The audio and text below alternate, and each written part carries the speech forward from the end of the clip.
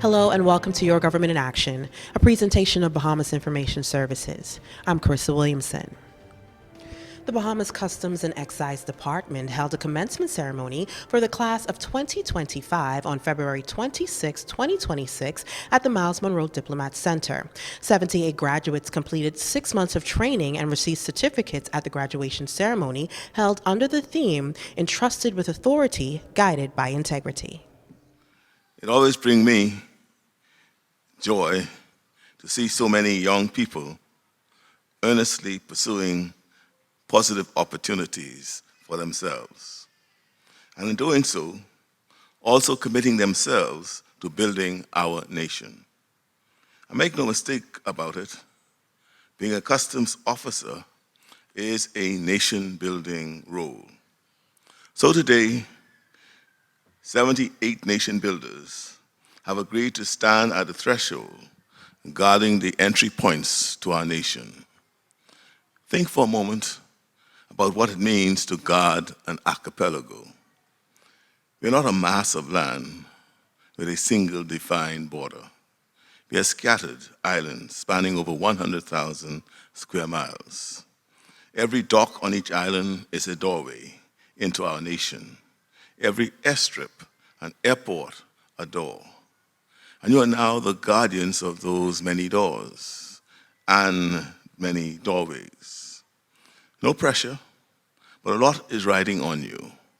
6 months ago, many of you were uncertain.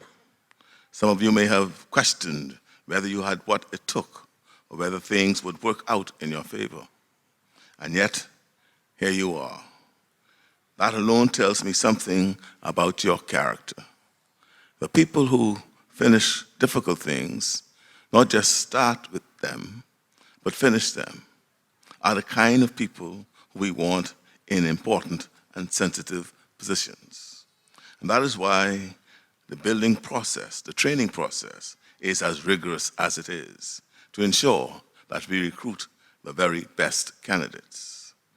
As you embark on your careers, I need to tell you something no one ever puts in the recruitment brochure. As important as your work is, nobody will ever thank you for it. The traveler who goes through your checkpoint probably won't think about you after the interaction is done. And when they do, they won't always like the fact that you enforced the law so strictly. And the shipment of firearms or illegal drugs you intercept, the community spared from that violence will never know how close they came to experiencing it. You will do vital nation-building work with very little fanfare. And you must learn to find your satisfaction, not in applause, but in something far more durable, the knowledge that you did the right thing. People talk in glowing terms about integrity, and it is certainly a mandatory trait for anyone seeking to be a guardian of our nation's borders. But integrity is not a grand gesture. It is a speech. It is not a speech or a medal. Integrity is the decision you make when no supervisor is watching and someone places something in front of you and says, nobody has to know. Somebody always knows. You know. You will face the decisions you make each time you look in the mirror. And I can assure you that in this instance, the reward is never worth the risk. The officers who built this department's reputation across generations did not just leave a legacy of policies. They left a legacy of choices, small, daily choices to do things the right way. That legacy is now yours to continue. And I'm confident that you will uphold the standard. To the families in this room, I applaud you. You supported these officers before us in choosing to serve their nation. Continue to support them as they enter this next phase of their careers. Recruits, today you are crossing your own threshold from recruit to officer. Cross it with your head high. Enforce the law without fear, favor, or compromise. And know that in doing so, you are helping to build a safer, more secure, and stable nation. God bless you, and God bless the Commonwealth of the Bahamas. Marking a significant step in strengthening air connectivity to the Family Islands and modernizing infrastructure, the Ministry of Tourism, Investments and Aviation officially commissioned the newly completed terminal at the Mayaguana Airport. The commissioning ceremony for the approximately $2.1 million project took place at the Mayaguana Airport on February 28, 2026.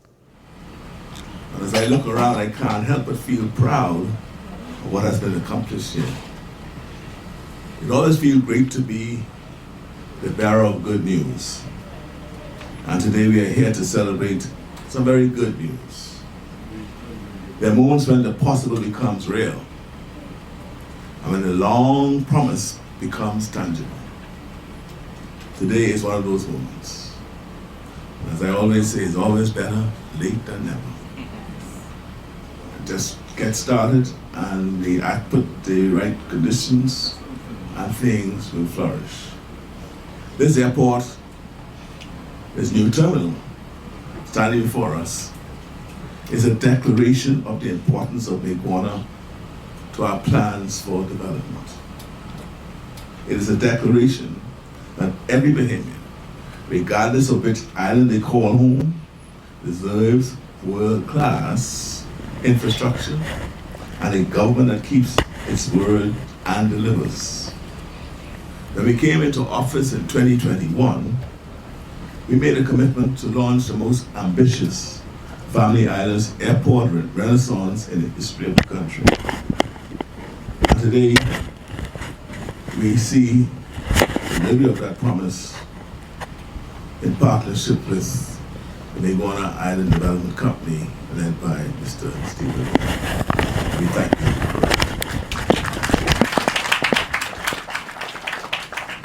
Yes, as I said, we delivered that here in Abrams Bay. This new terminal has been fitted with a comfortable ticketing area, has restrooms, and they work, tried it out. Dedicated airline offices, vendor spaces, and full operational capacity for airport security and police. Construction was completed in December, and it received full power in January with its own dedicated transformer. We are now commissioning this airport for the people of Mayaguana and the many travelers who will find their way here more easily than before. However, Mayaguana's new airport is not an isolated achievement. It is just one chapter in the largest investment in Family Island airport infrastructure ever undertaken by any government in the Bahamian history.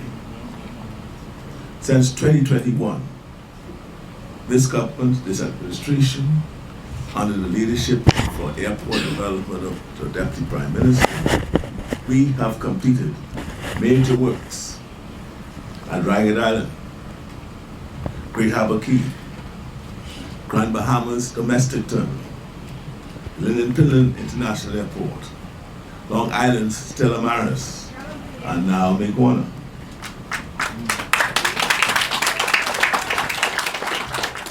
And as I speak, active construction is underway at more than 10 sites in the Bahamas. In Abaco, in Bimini, Cat Island, and Mr. Roy's mentioned something that I won't say about the Cat Island airports, but we leave that for now.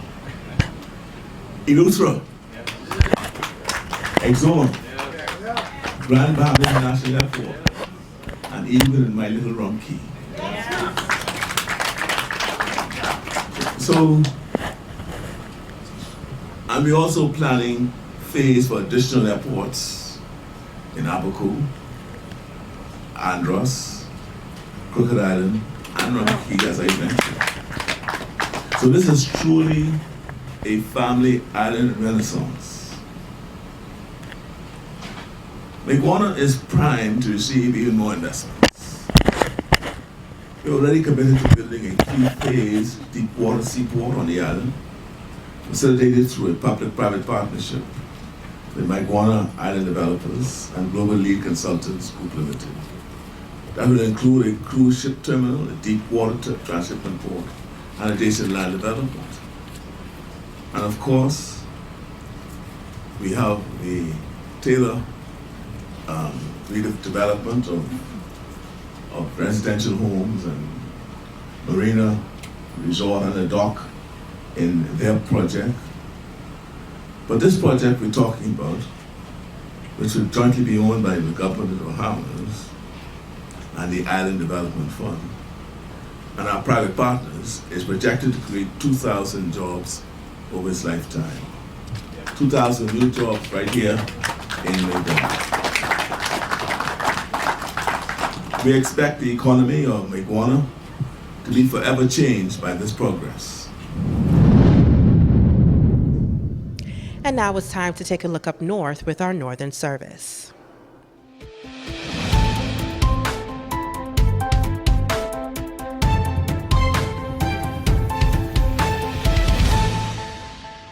Minister for Grand Bahama, the Honorable Ygia Moxie, says her outlook for Grand Bahama is positive, noting that the island has moved beyond recovery and into a phase of restructuring for future growth.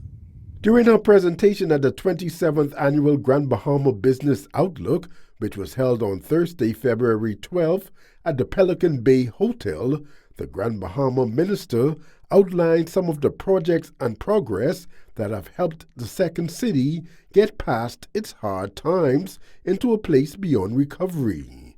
Focusing on this year's conference theme of strengthening foundations for long-term growth, Minister Moxie says it speaks to Grand Bahama's past, present, and the way forward. We cannot have meaningful conversations about strengthening our foundations without addressing recovery and resilience. Resilience is more than just bouncing back from difficulties. It is the ability to withstand disruptions and to keep functioning effectively. Through recovery requires both a stable base and solutions that last over time. Reflecting on Grand Bahama's journey since 2021 and our administration's work, I do so with realism and pride.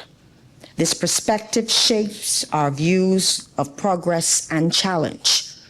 A few years ago, our island faced global uncertainty, economic disruption, and lingering shocks. Investment slowed, families and businesses were asking hard questions about stability, opportunity, and the future.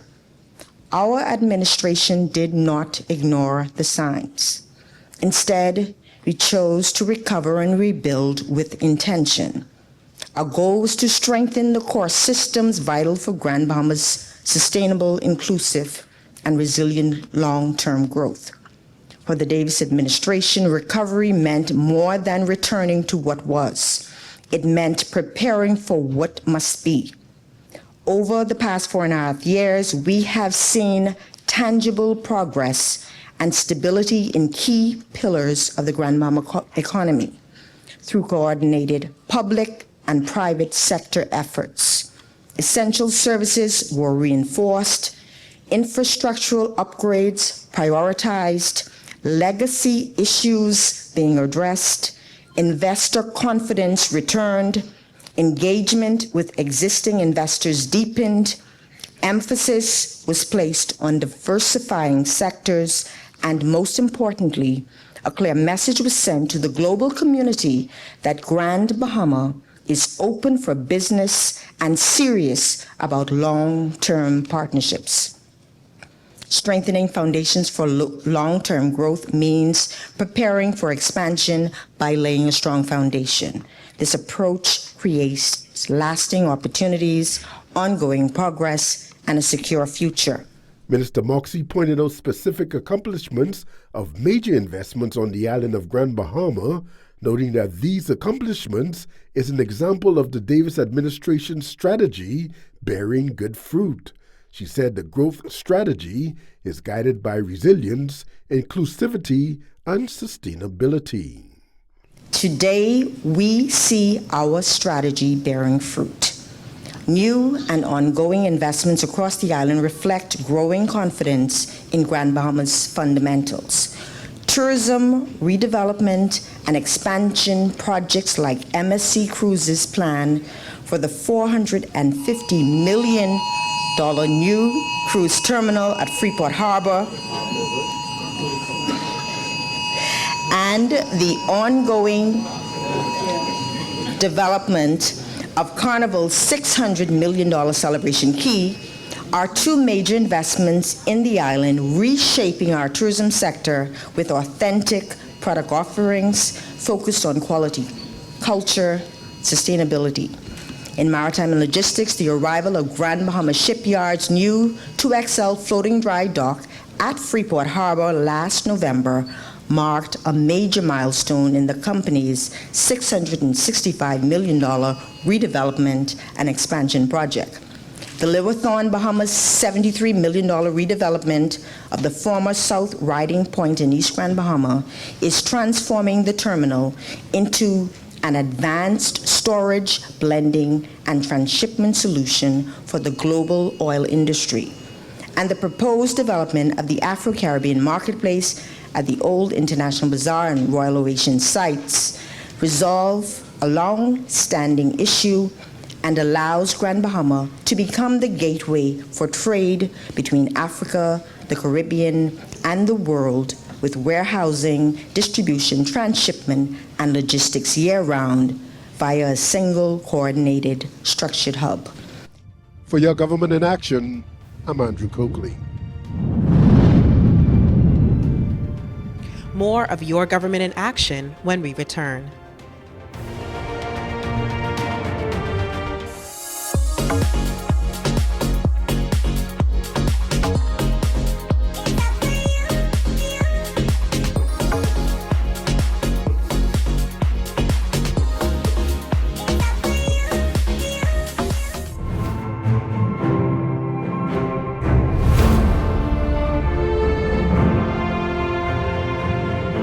Welcome back. The Organization of American States held a press conference to highlight a workshop to discuss the European Union's Just Transition Fund and its role in supporting countries as they move toward a climate-neutral economy. The press conference took place at Margaritaville on February 25, 2026. The Organization of American States, through its Inter-American Network for Labor Administration, is convening a hemispheric workshop on the just transition, green and blue jobs in the Americas.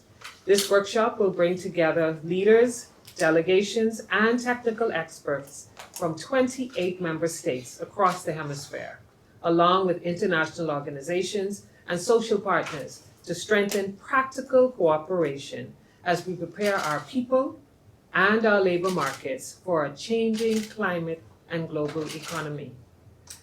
This initiative is especially meaningful for the Bahamas because it aligns directly with our leadership role in the Inter-American Conference of Ministers of Labor, especially as the Bahamas, as we embark on our most comprehensive labor legislative reform in our nation's history. In October of 2024, I was honored to be elected as the chair of the Working Group 1, which focuses on promoting integrated public policies for a future of stable and lasting peace, social justice, and climate action. Working Group 1 exists because the world of work is being reshaped on multiple fronts at once. Across the hemisphere, countries are navigating what is described as a triple transition of climate change, digitalization, and shifting social dynamics. These realities are affecting labor market demand, regional competitiveness, and of course, working conditions. As we strive for this just transition for the people of this hemisphere, we must ensure that our workers are protected, opportunities are expanded, and no populations are left behind. This means investing in training, reskilling, and upskilling, as we've been doing here in the Bahamas. Likewise, it means rolling out reforms to modernize our labor policies and strengthen social protections. It also means aligning labor policy with environmental and development planning so our actions reinforce each other. The workshop begins tomorrow with a key intersectoral session focused on aligning labor and environmental agendas and strengthening coordination across government. This is critical for countries like the Bahamas, where climate change is already inflicting real damage to livelihoods, infrastructure, and economic stability, which all impact workers and families. This workshop is also an opportunity to spotlight the promise of green and blue economies as engines of national development, inclusive growth, and job creation. For the Bahamas, this includes the transition to cleaner and more resilient energy systems and building skills and pathways into new and expanding sectors, while ensuring equitable access to opportunities as change accelerates. We are very proud to host this hemispheric dialogue in Nassau, and we thank the Organization of American States and all of our local, regional, and hemispheric partners for supporting this work. We also thank the Development Bank of Latin America and the Caribbean and the United Nations for their support in making this happen. The Ministry of Social Services, Information and Broadcasting, through the Department of Gender and Family Affairs, in collaboration with the National Women's Advisory Council, officially launched the National Women's Symposium. The opening ceremony for the symposium was held at Bahamas Harvest Church on February 27, 2026, under the theme, Ensuring and Strengthening Access to Justice for All. Today we gather not only to discuss justice, but to strengthen it. We gather not only to empower women, but to equip them. Because when women and girls are protected, prepared, and positioned to succeed, the entire nation advances. It is indeed a pleasure to join you as we convene the second annual National Women's Symposium. This year's focus, ensuring and strengthening access to justice for all women and girls, is deliberate, strategic, and necessary. Access to justice is not symbolic language. It is a measure of national progress.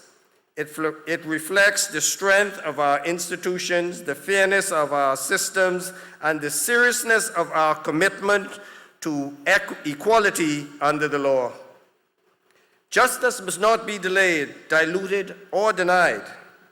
It must be accessible, efficient, transparent, and unwavering.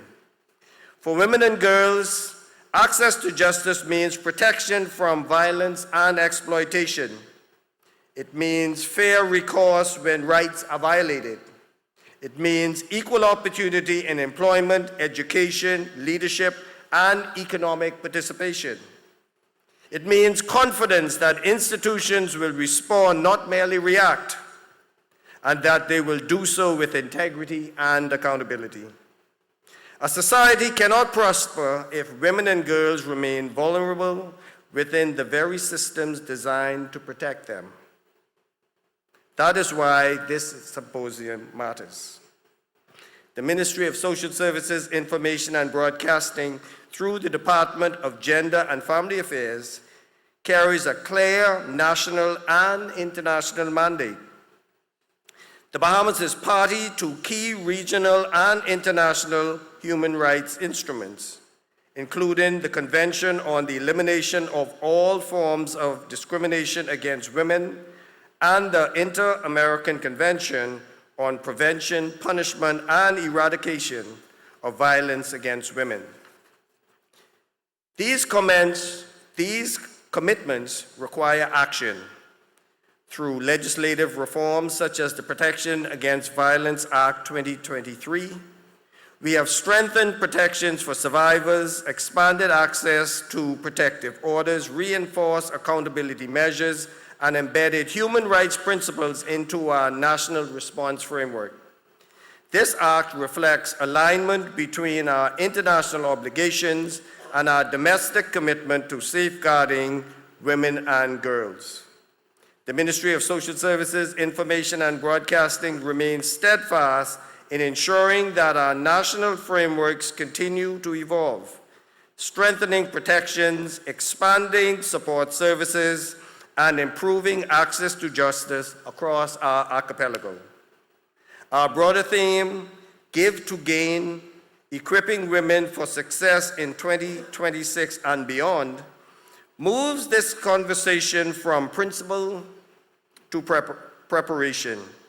It recognizes that justice is not only about legislation.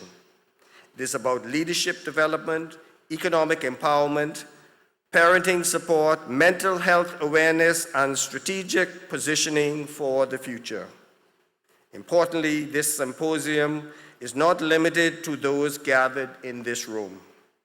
I extend an invitation to the general public to attend sessions tomorrow, which will be held throughout the day and is free of charge. Saturday's session will feature dynamic panel discussions, practical workshops, and access to key service providers. Participants can expect discussions on legal rights and protections, pathways to justice, financial literacy and economic advancement, mental wellness, parenting support, and opportunities for leadership, professional, and spiritual growth. Government agencies, community partners, and advocacy organizations will be present to provide information, guidance, and direct engagement. It is an opportunity not only to learn, but to connect. Not only to be informed, but to be equipped. We encourage families to attend. We encourage young women to attend. We encourage young men who support and champion the advancement of women to attend. Strengthening access to justice is a shared national responsibility. On Sunday, communities will gather in prayer at Christ Church Cathedral in spiritual solidarity. And on Tuesday, at the award ceremony at Government House honoring women in law and order, we will recognize excellence within the institution that uphold the rule of law.